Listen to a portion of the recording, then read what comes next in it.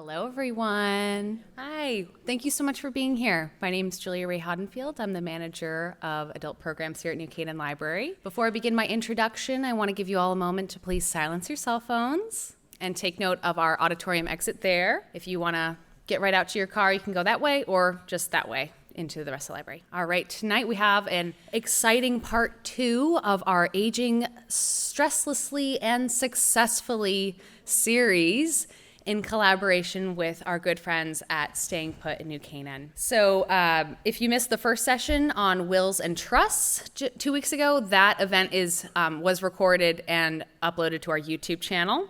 So you could shoot me a note if you want me to send you the link, or that can be accessed pretty handily on our YouTube channel. And tonight's program is also being recorded, and there's going to be lots of really good information. So if you want to rewatch and rewatch and rewatch, you're certainly welcome to. Home is where the heart is, which is why it's so important to know your options about living arrangements. The decision to stay in place or to move is tricky, and this program is designed to give you the information you need to make the best choice. Tonight's panel discussion will be moderated by the Manager of Reference and Instruction, Tara Key. You might recognize her from technology classes or the reference desk. Panelists this evening will be none other than Bethany Zaro, MPHRN and GPC of New Canaan Human Services, Gina Blum, Executive Director at Staying Put in New Canaan, Anne-Lise Brown,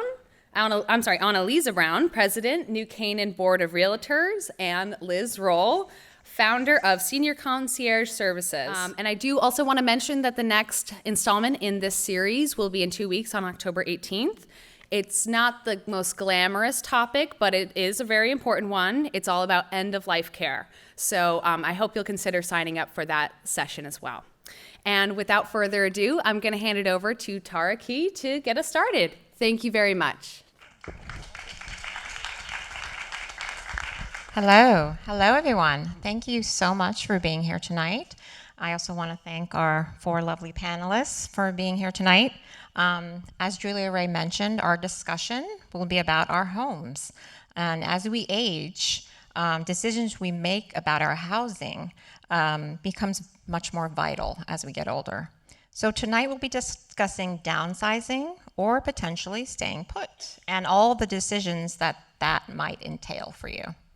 So to get started, I'm going to ask Bethany. Hi. So as the director of New Canaan Human Services, can you tell us what situations you see frequently from seniors and that affect seniors when it comes to housing, and what information people need to consider when they are making the decision between potentially downsizing or staying in put?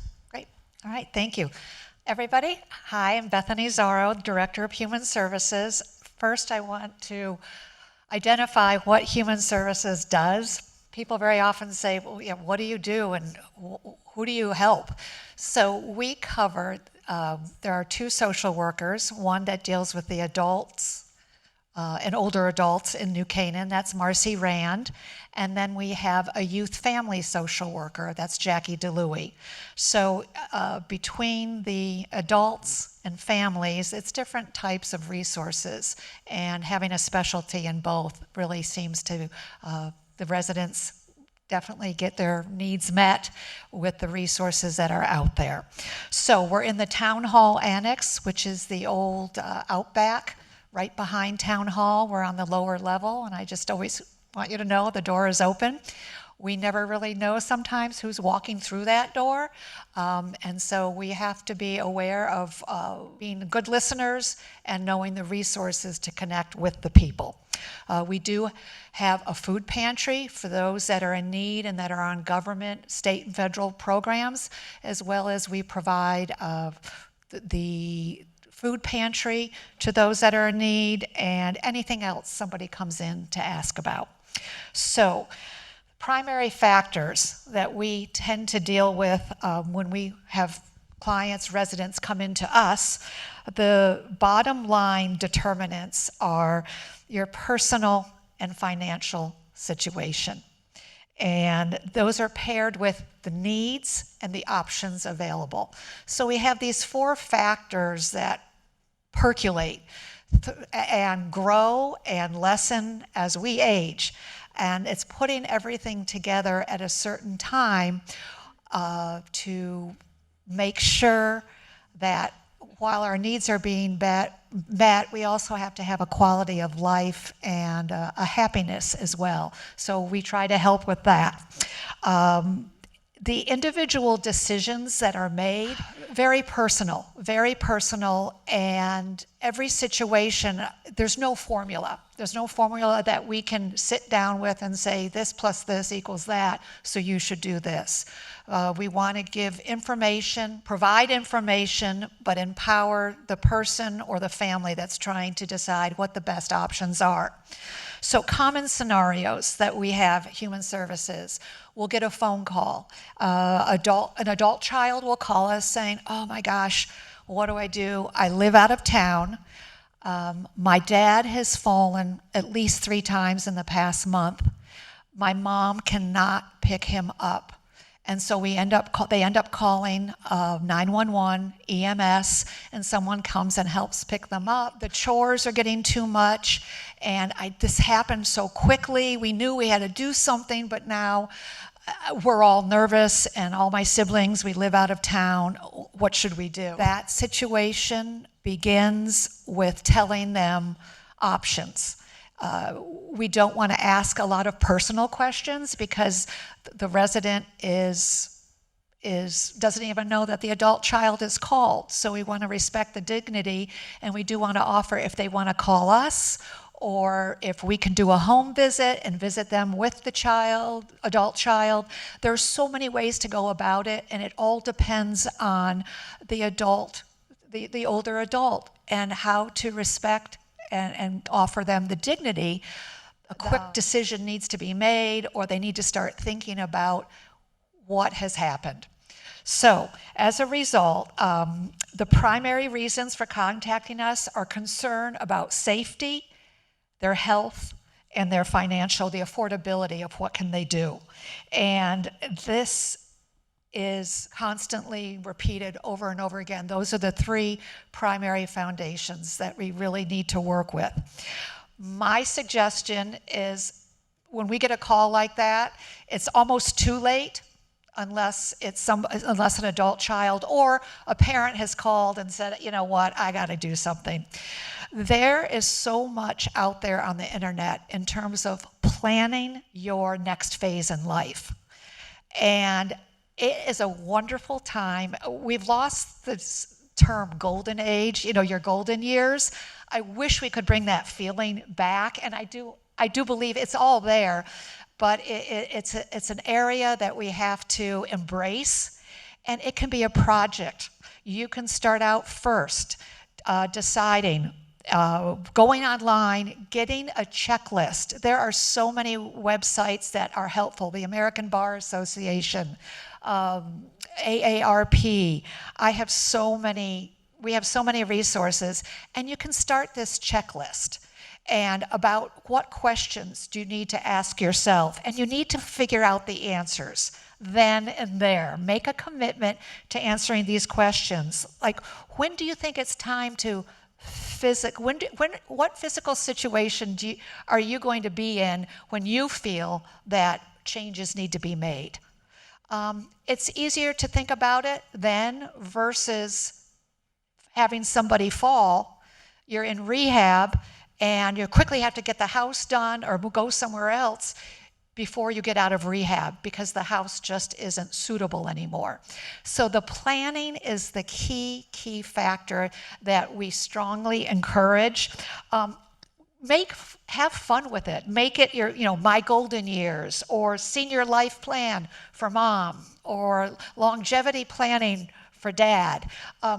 Turn it into something. Turn it into a positive. It doesn't have to be a negative. It's just like going to college. When you went to college, or you're helping your kids go to college, you were looking at what is right for you. You asked yourselves questions. You got information. Where are you going to be happy? And what is your financial situation? get a financial planner. There are so many resources where you can get one at low cost or no cost. If you do have extra funds, the research and every situations, preferences, things like that can all be done, a process with a senior advisor. That seems to be the thing now, where the family or you hire someone out of pocket to discuss and make a plan. And it can be very, it's rewarding. You feel proud that you have a plan, you're honoring yourself, your children, your family unit, and it really creates a lot less conflict when this situation, when a situation comes around. But we usually get the call at Human Services when some crisis has happened. And we would love for people to have a plan. They can still call us, but check that plan each year and see, are my finances still for this? Can I go a little higher? Can I go a little lower? Do I need to make situations or check at this assisted living I used to like? But I want to make sure that it's still offering the same things that why I chose it. So become active and involved in your decision-making process while you can still make a decision. And sometimes, we end up not being able to make a decision. Find out, who do you trust in terms of family and making wise decisions? Who do you trust? Go to them, and it's all about planning. I just want to make sure, if I mentioned everything else, put the control in your seat. You take ownership of it, and I guarantee you it provides so much relief in the entire family, and really hopefully makes a much more positive outcome. If something does happen, make sure you give that plan to somebody beforehand that that could take it over if you couldn't. So that's... Yeah, that's great, Bethany. Okay. Thank you so much for all of that great advice. I can speak for my own family. Everything you said speaks directly to me in a situation with my own parents. So I really feel it's just, I know, there's so much information that we need to know ahead of time. And it's there. It's not that there's a shortage of information, but finding that information, Human Services is more than happy, or people here tonight also. And so in terms of aging in place or downsizing, all of that, that leads into the next speakers. Okay. Well, thank you, Bethany. Hello, Gina. As the executive director of Staying Put in New Canaan, can you tell us a little bit more about your organization and also what you would recommend to seniors who want to stay put in New Canaan? Absolutely. Thank you so much, everybody. Glad to be here tonight. Staying Put is a nonprofit membership organization that helps seniors live confidently at home and remain connected to the community. So how do we do that, you ask? And there's two important things that we do. We provide practical services that are necessary and helpful and can give people peace of mind to know they have someone to turn to. And then we also foster social engagement because, as you probably know, it's so, everybody can, you can live at home, and if you are doing so in a silo or if you are isolated in any way, that is so detrimental to your health and your well-being. So we try to make sure people who choose to stay living at home can do so healthfully and can also stay connected and have an enriched experience living there. So we are an aging in place organization. That's the term. It's a national trend, and it's where the great majority of people want to be. Nationwide, it's about 80% of people say they want to be in their home. They want to stay there for some obvious reasons. They perhaps raised their family there. They have fond memories of being there. They're connected to the community. It's where they've put down their roots and they want to stay there. And we're so happy to be able to help people do that. So very importantly, the home environment needs to be a safe environment for people to do that, because the situation could be dire if it's not safe to be living at home. And sometimes you need to have a professional come in to assess that. And there are people who can come in and take a look and make suggestions and suggest modifications to your home, because you want to make sure the environment is one that is healthy to be remaining in. And that's what I'm talking about, are modifications like assessing the lighting to make sure that it's bright enough that you can see, stairwell on steps and stairways too, and those themselves can be an issue sometimes.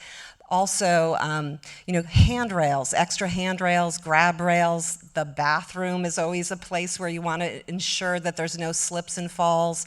And in general, you want to avoid and reduce any tripping hazards in the home. So that's things, like cords or rugs or things that you say, oh, it's always been there. I like it. It makes, life easy. Like, I enjoy that. But you want to make sure that the situation is safe so that you're just avoiding any potential issues. As we age, our bodies change. We might shuffle, we might do things, that are a little different than how we did when, we were much younger. And our homes need to adapt to that as well. Because, when your body changes, the home needs to make sure that it's making accommodations to make sure that you're able to be there. So I wanted to tell you a little bit about the services that we do provide. So when someone chooses to live at home, there are obviously things they might need help with, because things change. You give up the keys, you have a little less, you're just changing. And so we need to provide services that help people so that they can remain living at home and retain their independence and can stay connected to the community, because that's what we want to do.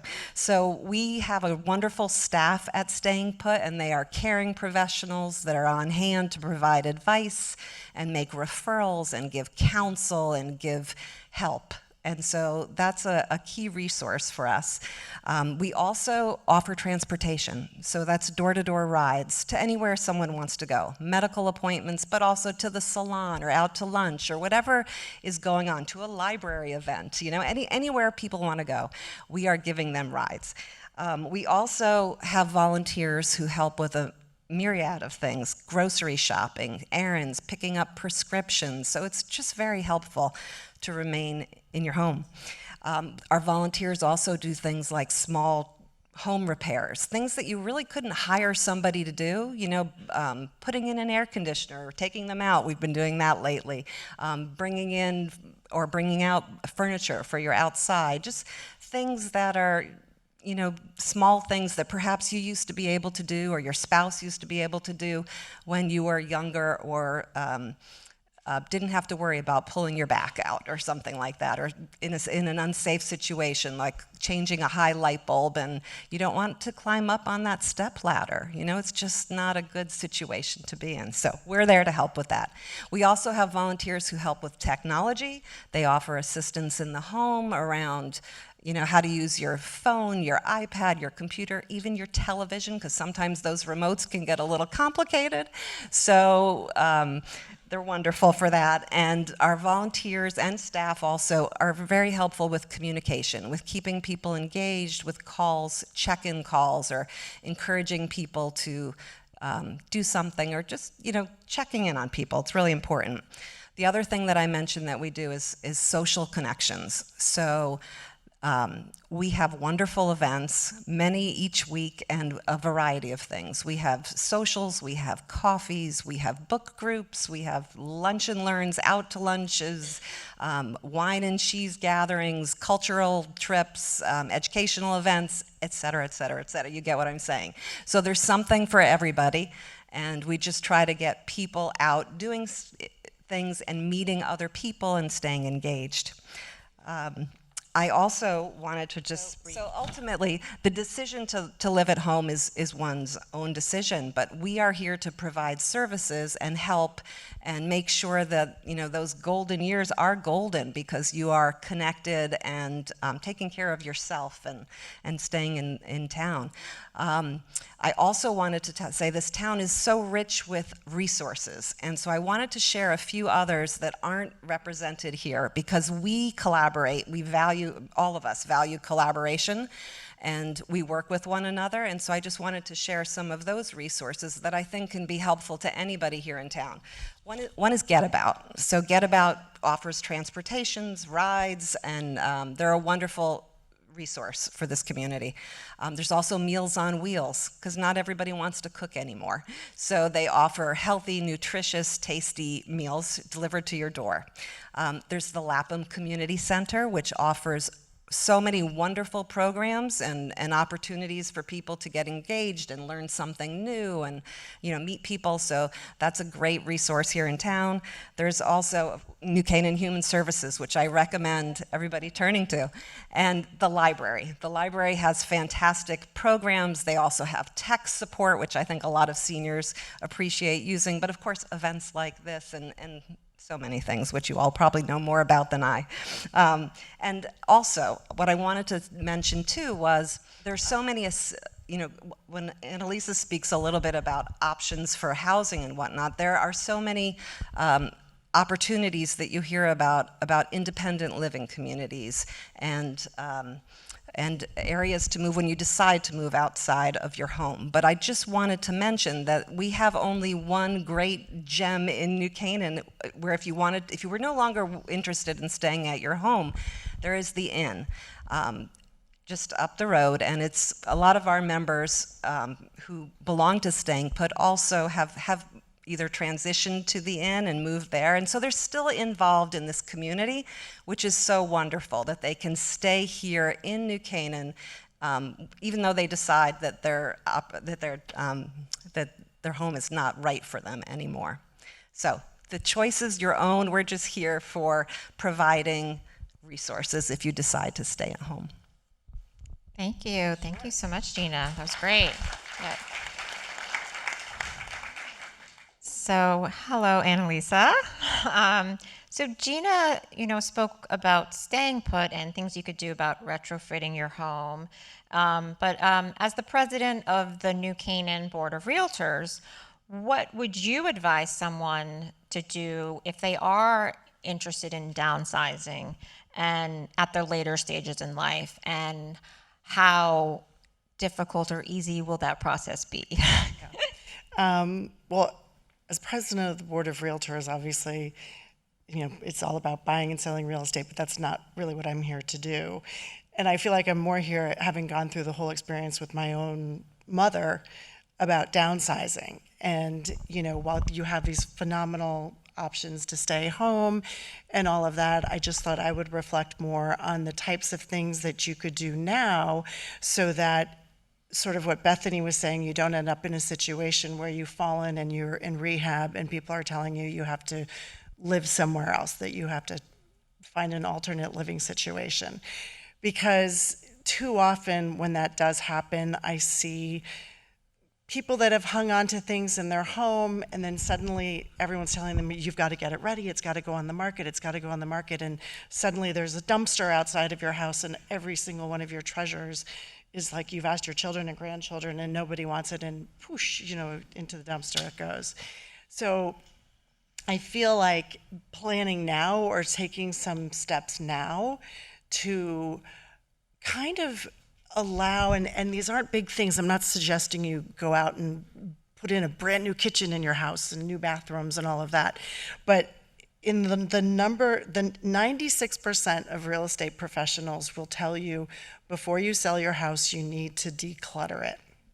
Now, that can mean a lot of different things to a lot of different people.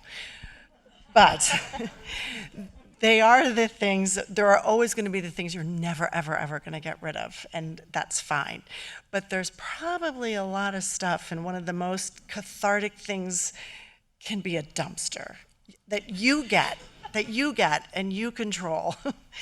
And that you start just super small. Maybe you start with one drawer. Maybe you don't need the dumpster for one drawer, but, or one closet.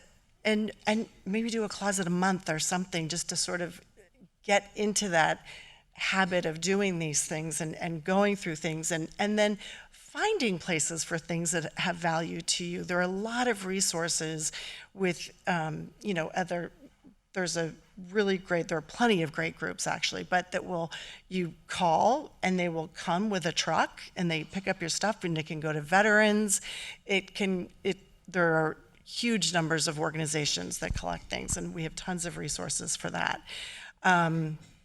There are places that we also have the wonderful swap shop now in New Canaan, which is an awesome opportunity to bring things. And, it's just you take a bag or two at a time and, go down to the swap shop. But once you start doing this, you start sort of seeing the openness in your house a little bit. And even if it means that you have more space to put more things from your closet, it's still a great start.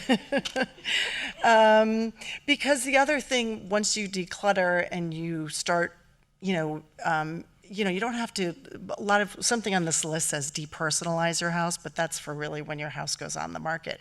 You don't want to depersonalize your house right now. You want to enjoy those photos of your kids and your grandkids and your vacations and whatever else you have hanging. So I'm not a big proponent of that. But I do think that once you start to declutter, you can get someone in to just give your house like a really thorough cleaning. And all of these things are things you can do starting now, and you don't have to spend the next month doing it. But, in the next couple of years, so that when the time does come, whether it's planned or unplanned, you're going to feel a little better about making that step if you do have to leave your house. The other thing about doing it now, and if you do choose to maybe upgrade your appliances in your kitchen or your bathroom or something like that, is that then you get to enjoy that, not someone else. So I think it's really important to do these things and be able to enjoy your time in your home while you're there. So that's one thing. Just a few other things, just to give you an idea of what people see as the most important items. Decluttering, home cleaning, minor repairs in the home, maybe some touch-up painting or whatever, carpet cleaning. These aren't big things. It's not, you don't have to feel completely overwhelmed financially or emotionally as you move on. And segueing now to Liz, she's an example of a great resource to help you with all of these activities. Well, thank you. Thank you, Anne-Lise. And thank you for that great segue to Liz. So, hi, Liz. Welcome. So Liz is the founder of Senior Concierge Services. So you do specialize in keeping your clients' golden years golden, as mentioned before. What do you think are some of the most stressful situations that people go through with the aging process? And what do you recommend to alleviate some of the stress, not only for seniors, but for the family that's taking care of them? Thank you. I'm going to start. It sounds like I'm not answering your question, but I am. So how many of you have ever dealt with a 2-year-old? 2-year-old's favorite sentence is followed by, me do it. Me do it. And that's our lifelong, that's our lifelong motto, me do it.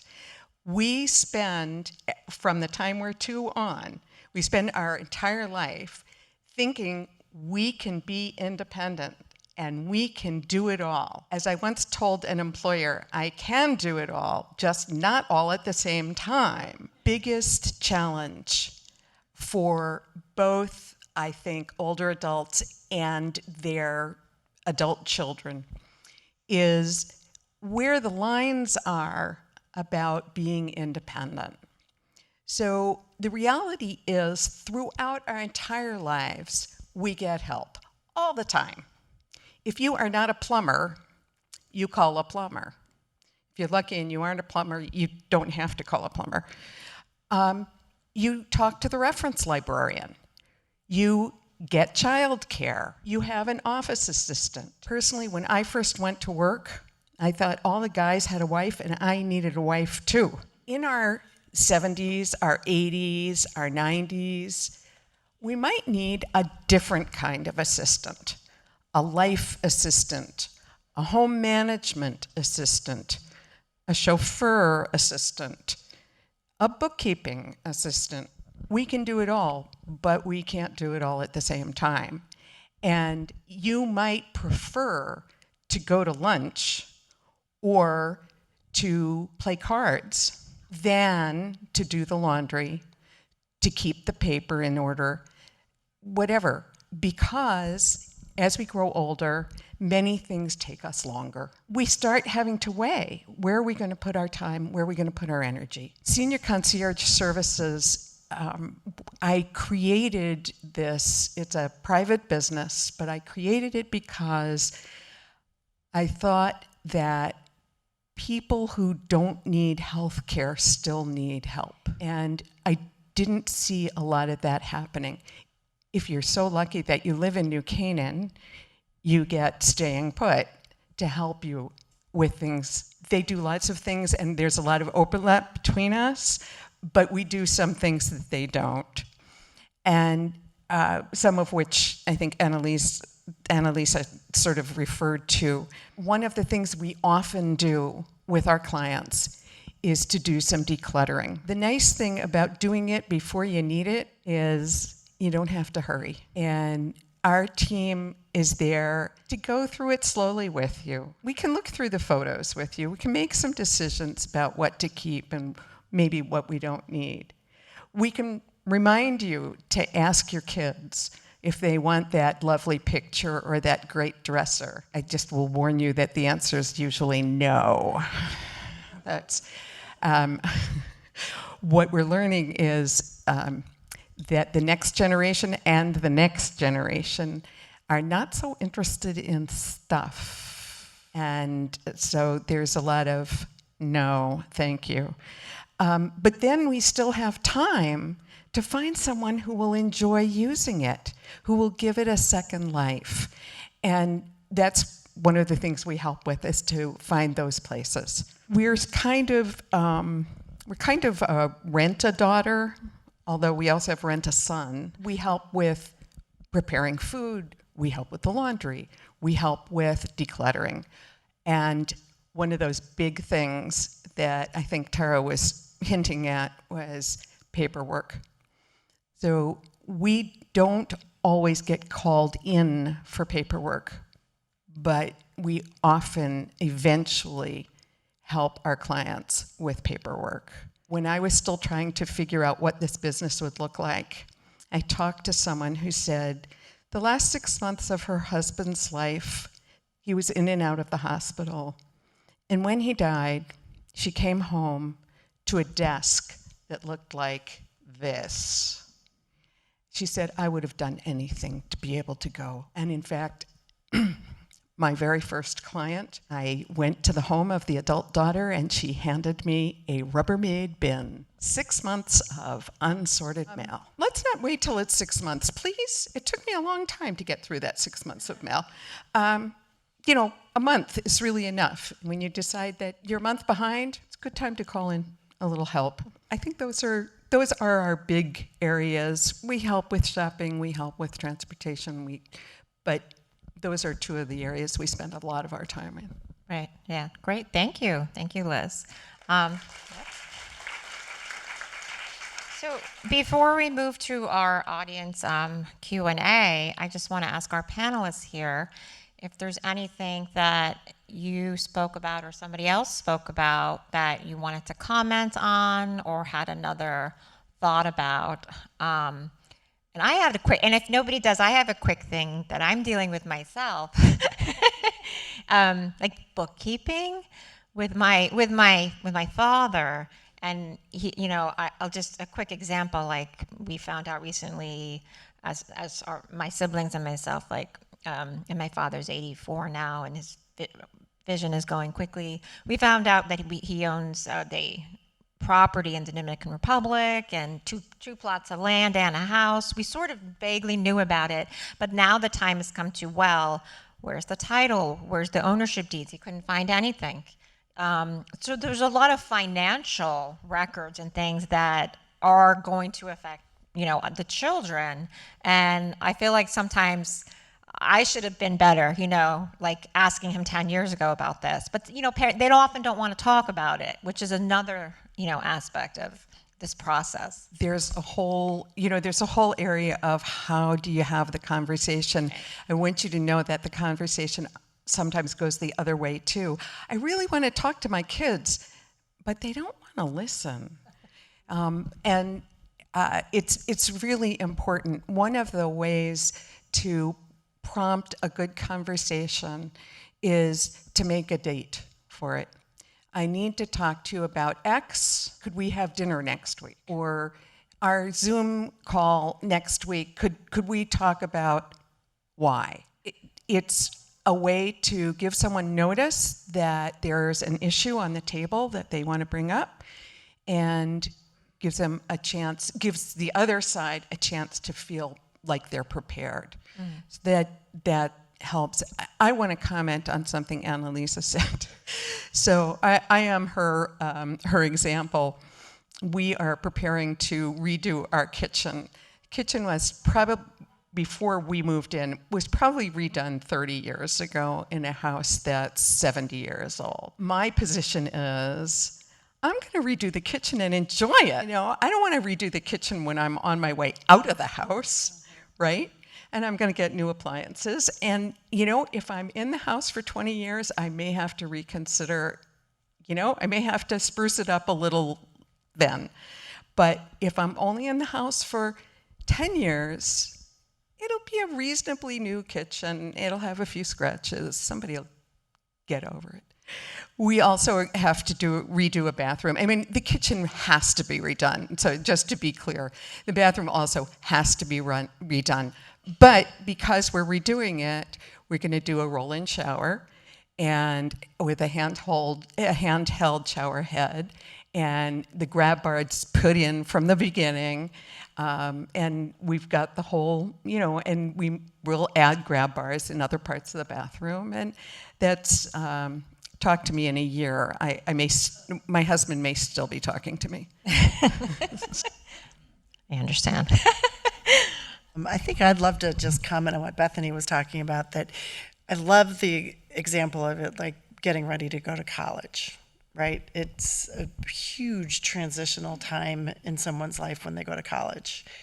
But it's something that everyone, while it's stressful, it can be stressful, but you look forward to it, and people are excited about it for a while, and you do all the research about your schools, and then once you get in and you make a decision if you want a large, small, rural, urban, whatever, then you get to shop for your dorm. And it's kind of the same thing, planning out, what are you going to bring, what do you want to bring with you, and look at this, here's a new comforter cover, whatever it is. Like, you can have some new fun things, but you're also going to bring some of the old. And I think that's a really great way to look at it, that this is something you can really plan for and actually enjoy the process and golden years again. It is a perspective that I don't think it's the first perspective, just with ageism and society, but make it fun, turn it into something you have every right to. I mean, you've lived this wonderful long life, and you're still living. So to me, it's just a positive, and make it enjoyable. My one thing I wanted to mention is we have people that are downsizing, and they want to go into the affordable housing, which there's some beautiful affordable housing that's come up in New Canaan. The wait lists to get in there, it can be 1 to 2 years. So, people will call and say, so I want to move to Canaan Parish. Okay. Even you should put an app, if you're thinking of moving into affordable housing or anything that has a wait list, get on it. You can always say, oh, no, not right now. But not to be able to go somewhere because you didn't fill out a quick application. It's not a full-on application. I just recommend doing that and then decide later. But I really, so many people call going, hey, we can live in Canaan Parish. It's beautiful, brand new, affordable housing, more affordable housing going up. Get on a wait list. You can always decline. I want to say the same thing if you're looking at private arrangements. The senior communities, nobody's spoken actually about how you look for those. And what I would say, the one sentence version is, there are experts who know the senior communities. Do not do this on your own, please. I'm happy to turn you over to some people who really know their stuff. Anne-Lise, I'm sure, knows people who really know their stuff, who know the senior communities and can make recommendations and can make good suggestions for where you would be comfortable. But even the senior communities, if they're not brand new, they may have a waiting list. And it's the same thing. You find a beautiful place and you think, oh, maybe in 5 years I'll want to move here, put your name in. And I think I'm going to pivot to a few of our written questions that we had from the audience, because they both sort of touch on this issue of housing. One is, what are the options if you have an upstairs bedroom and bath and want to stay in your home? And also from the realtor's perspective, are there complexes of homes or townhomes in New Canaan that are one story for 55 and over? Does anyone want to speak about that? And Yeah, I will, and I actually see a bunch of realtors in the audience too, so speak up. So I'm actually not familiar with like a 55 plus in New Canaan. There is the Darien Housing Authority does run a 55 plus in Darien, which is not, it is open to all Connecticut residents. But again, that has a tremendous wait list. So you would contact the Darien Housing Authority to get on that wait list. But that's 55 and older. And that was just rebuilt about, I think everyone moved in actually during COVID, so like 2020. And I will say New Canaan, more than most of our neighboring towns, have by far the most opportunity for condominiums. However, the one floor element is a little tough. When they do come on the market, they tend to go very quickly because people are looking for one floor living, which is why a lot of the buildings now, like you see it en masse in Stamford and Norwalk, which, isn't that far. So depending on your situation and if you have family in the area that, you can connect with easily, all those buildings, they're being built with elevators and lots of amenities and gyms. And, if you need physical therapy, you can have your therapist come and you can use the gym in the building. And so that's a very different style of building that I think we're used to in this area. But all of those units tend to be on one floor, but it's more, apartment living, and you're getting in an elevator and going up. And I know if you're used to your single family home or a townhome, sometimes that's a little hard to get used to because you can't just open your door and walk outside. I mean, some places have patios and such. We do have the view in New Canaan, but there's a purchase side of it, and then there is a rental side of it. And even that, and they're not inexpensive, they are lovely, and they have beautiful finishings, and again, elevators and a lot of great communal space and parking for cars, et cetera, covered parking. But that has a weight as well. So to the point everybody's making, whether you're just looking to move into a condo like the View or whatever, you need to start that search now. Because it can be difficult. But then again, you end up in that situation where if something comes on the market in today's market, this might not be the same a year from now, but things go very, very quickly. So if if you have the finances where you can buy before you sell, then that's great. But if you have to sell first, then that goes back to what we've all been talking about getting the house prepared and decluttering and et cetera. Great, thank you. And can I answer to the other part I of was that just going question? to ask you, Gina, because I think So that's the- up your alley. Yeah, the other part of the question was modifying your home if you have a second story. So the expensive option might be to consider a space that you would convert on the first level to a bedroom, whether that's an office, a dining room that's not used, or something like that. And then figuring out a space for a bathroom and a shower as well. An expensive option. And then the other option would be to consider a stair chair if you're not able to do the stairs. But if there's a place in between, just make sure that that stairway is well lit, that there are treads on it so it's not slippery. So there's an extra handrail, a handrail on each side, so you can use it going up and down if you're still able to do stairs. Yeah, great, thank you. I do have another question about staying put. Just what does membership involve? And I don't know if you have, maybe you have flyers out there for people on Yeah. the table, but. We do have materials that you can take home with you. Robin over there is holding some up, so you can grab those on your way out. Membership we're open to everybody in New Canaan. Any 60 and over are all welcome. There is a membership fee. There's an annual fee. It's $400 per individual per year, or $500 per couple. And we meet people where they need to be. So if you can't afford that, that is not, we don't want membership fees to be prohibitive of you joining.